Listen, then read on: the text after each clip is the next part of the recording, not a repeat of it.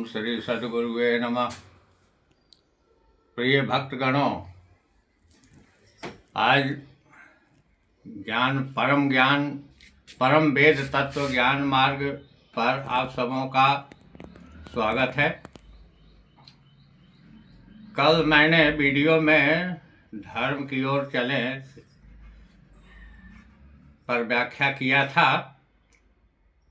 आज हम युग धर्म पर बोलेंगे।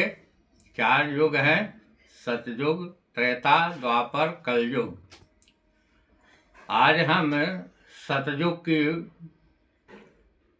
पर व्याख्या करेंगे कि सतयुग का धर्म क्या था। हर युग का अपना अपना धर्म होता है, इसलिए आज सतयुग पर ही हम बोलेंगे, सतयुग का क्या धर्म था।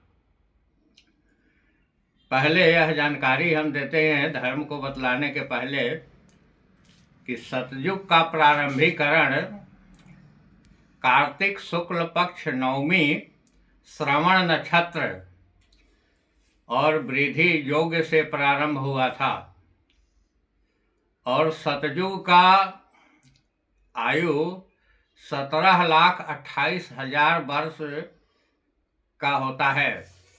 सतयुग में देवी देवताओं मनुष्य की तरह पृथ्वी पर चलते थे और सभी लोगों को आशीर्वाद दिया करते थे। और सतयुग में मनुष्य की लंबाई 32 फुट का हुआ करता था और 1 लाख से 2 लाख वर्षों तक उनकी आयु होती थी।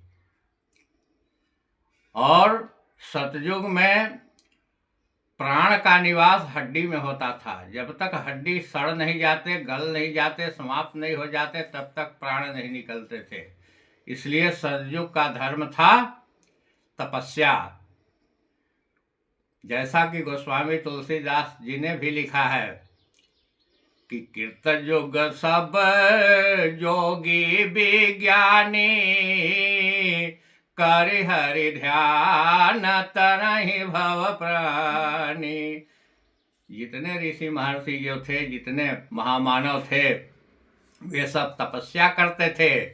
हजारों हजार बरस तक तपस्या करते थे। उनके ऊपर बर्फ जमा करता था। जब तपस्या पूरा होता था तो बर्फ फाड़ करके बाहर आते थे और ध्यान लगाते थे। ध्यान योग में आकर के तपस्या करते थे। ध्यानी थे, ज्ञानी थे और विज्ञानी थे सतयुग में। इसलिए सतयुग का धर्म ध्यान, ज्ञान, विज्ञान और तपस्या था।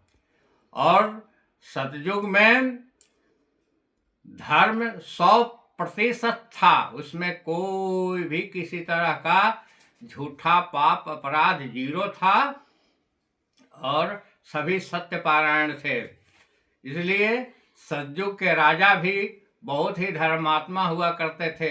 जैसे सतयुग के राजा पृथु, मानधाता, प्रहलाद, बाणासुर, हिरण्यकश्यप, हरिश्चंद्र इत्यादि इत्यादि अनेकों राजाएं हुए थे जो धर्म ध्वज थे। ये भगीरथ, जिन्होंने तपस्या करके गंगा को धरती पर लाया था और अपने पूर्वजों को उद्धार किया, और वह गंगा आज भी वर्तमान है, जो कि अनेकों लोग जा करके स्नान करके अपना पुण्य कमाते हैं और गंगा का स्नान का लाभ लेते हैं। इसलिए बंधुओं, आज सतयुग नहीं है, लेकिन आज जो भी कलयुग में भी जो ध्यान लगाते हैं, ध्यान योग में जो आते हैं, ब्रह्म का ध्यान लगा करके अपने सारे अष्ट चक्रों को जगा करके, कुंडलिनी को जगा करके जो ब्रह्म का दर्शन प्राप्त करते हैं, वह सचमुच ही आज कलयुग में सतयुग का धर्म कर रहे हैं। क्योंकि ध्यान योग जो है वह सतयुग का है। इसलिए आप सबों से मेरा आग्रह है कि आज आप भी उस ध्यान तपस्या का लाभ ले सकते हैं।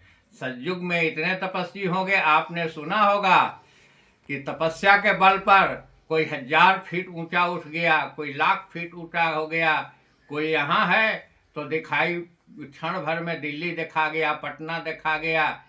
आज योगी राज थे भगवान कृष्ण, योग बल पर सूर्य को छिपा लिया था। जब अभिमन्यु का वध हुआ था तो उन्होंने प्रतिज्ञा किया था कि जब तक मैं जयद्रथ का सूर्यास्त सूर्योदय से सूर्यास्त तक जब तक वध नहीं करूंगा, अगर वध नहीं कर सका तो मैं अपने आप को चिता में जलाकर मार दूंगा। जब सूर्यास्त होने लगा, भगवान कृष्ण ने योग विद्या से उसे सूर्य को छिपा लिया और पुनः फिर हटा लिया और जयद्रथ का वध हुआ। सती गई परीक्षा लेने राम का, वहां शंकर भगवान कैसे जाने? ध्यान योग से। तब शंकर देखे उधर ध्याना, सती जो की न चरित सब जाना। यहाँ ध्यान योग में आए, सती ने क्या कही, सारा चीज जान गए। इसलिए सती जो झूठ बोली उसे पहचान गए भगवान शंकर, ध्यान योग में आए। आप देखे होंगे, आज भी फोटो में दिखाई पड़ता है, तस्वीर में, कि भगवान शंकर ध्यान लगाए हुए हैं, विष्णु ध्यान लगाए हुए हैं, ब्रह्मा ध्यान लगाए हुए हैं, और ये सारे के सारे ब्रह्म की उपासक हैं। ये ब्रह्म के बल पर अपने अपने ब्रह्मांडों की संरक्षण करते हैं। ब्रह्मा सृष्टि करते हैं, विष्णु पोषण करते हैं और शिव संहार करते हैं। तो तपस्या बहुत बड़ा बल है, ये सतयुग का धर्म है। बंधुओं, ऐसे ऐसे इस धरातल पर लोग पैदा हुए जो धरती को कल्याण किया, पृथ्वी को कल्याण किया और तपस्या के बल पर बहुत आगे बढ़े। मैं आज इन्हीं शब्दों के साथ इस कथा का समाप्तिकरण करता हूँ। अब कल मैं अगले दिन त्रेता युग के धर्म को बारे में बताऊंगा। अंतिम में आपसे आग्रह है कि आप इस चैनल को सब्सक्राइब करें और लाइक करें और बेल आइकन घंटी को बजावें, ताकि हमें बल मिले, आपका सहयोग मिले, जिससे मैं इस चैनल को आगे बढ़ा सकूं।